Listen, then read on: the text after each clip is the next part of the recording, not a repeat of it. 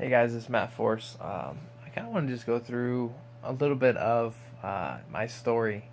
I know a lot of you guys have been around, may or may not have heard it.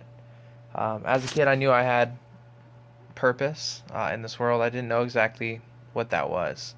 Whether it was being the man of the house or, just helping my mom out, raise three kids by herself as our dad was not there. You know, I didn't know if it was dreaming about being a mechanical or electrical engineer, architect, singer.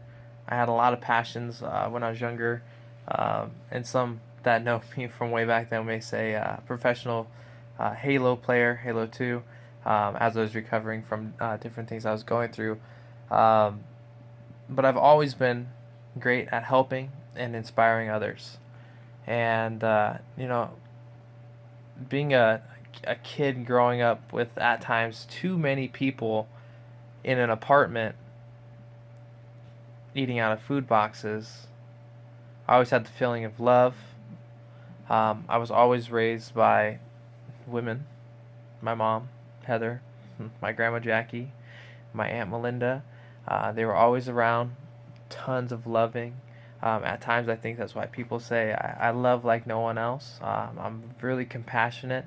Um, my mom even says I'm her most emotional kid, and a lot of that is true. And so I think that gives me the skills that I need when I'm dealing with people that are having weight loss struggles, that are having eating problems, that are just having things that they can't get past themselves, and I'm able to help them through that. I have been through a lot in my 26 years of life here, and so I kind of just go through some stuff real quick. Um, about 2003 is when there's a lot of stuff that happened from the time I was born to 2003. But 2003 is when things started to escalate and get kind of crazy for the family, for myself. In 2003, um, my brother, my sister, and our friend, we went to a gas station. We got some stuff to drink. Um, on the way back home, we got jumped, and really the biggest thing I remember is my brother Thomas is getting hit from behind. His head hits the car, and his head hit the ground, and those guys they fled the scene, and he ended up in the hospital with a concussion, and to this day he still doesn't remember that, and that is such a vivid image in my head, and I think it really was foreshadowing what was to come, and it was a serious event for him and a serious event for me to be part of. Shortly after that, sometime around that, I broke my collarbone, and playing football. And so, I'm walking around school. I'm in this figure eight thing. It's got my arms pulled back, and I can't, I got to keep my shoulders back at all times to make sure the collarbone aligns the way it's supposed to. Um, so, I'm walking around school at that point, and I've got a duffel bag, and they're calling me Duffel Bag Boy. And I really think I inspired that song by Player Circle and Lil Wayne, Duffel Bag Boy. Um, but so there's humor in it, but in that moment, a lot of stuff was going on, and wasn't really sure how to handle it. In 2000, roughly right around that time, it was 2003, 2004. Had appendicitis, had my appendix out. And I don't know if any of you guys had your appendix out, but the doctor does this thing where she pushes on your stomach and then releases, and it feels like your insides are exploding. Yeah, I said, please don't do that again. She did it one more time to confirm, and it was definitely appendicitis. Had that taken out. Recovery took a lot longer than it was supposed to, and which really, I guess, worried my mom. For me, I was coming out, from being under, and that's when I found out I had the heart condition, Wolff Parkinson White syndrome, WPW. Causes very fast heart rate, irregular, and it just comes and goes. It does. There's nothing that's really stimulates. It's an extra pathway that isn't supposed to be there, and so they go in there and they through your shoulder, through your groin. At that time, though, a couple years before this procedure, the ablation that they started doing, they were actually cracking chests open to get it. So, as technology has advanced, it's become a easier procedure, more successful procedure, and so doctors are having a relatively awesome time at safely taking care of the problem. But my procedure in 2004 did not work. In 2005, they flew in a machine from San Francisco. It was either fly the machine in or fly me to San Francisco. They flew the machine in.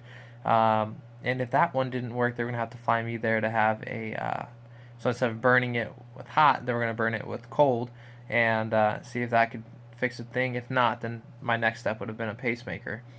So 2005, that's the second procedure. They actually were able to take care of it, and that I was fine till 2010. I started having more episodes. Went into the hospital. They couldn't figure out what it was, so they put a loop recorder device in my chest that recorded whenever anything was going off. If there was my clothes were rubbing my shirt, it would record it.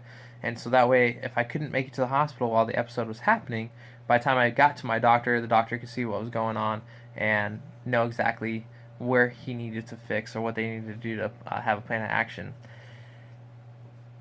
So that, fast forward, a lot of stuff happened from that point to that point. For the next point, in 2016, in January of 2016, I was diagnosed with low heart function. And as a 26-year-old, being told, hey, if this doesn't get better, you're on the heart transplant list. It's like, no, I like to inspire people. I like to run. I like to do all this stuff. I have to have, we only get one heart.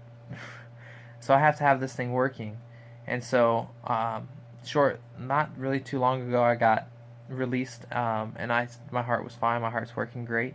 And then recently, I was in the hospital with AFib, which is a condition similar to WPW, but the pathways are different.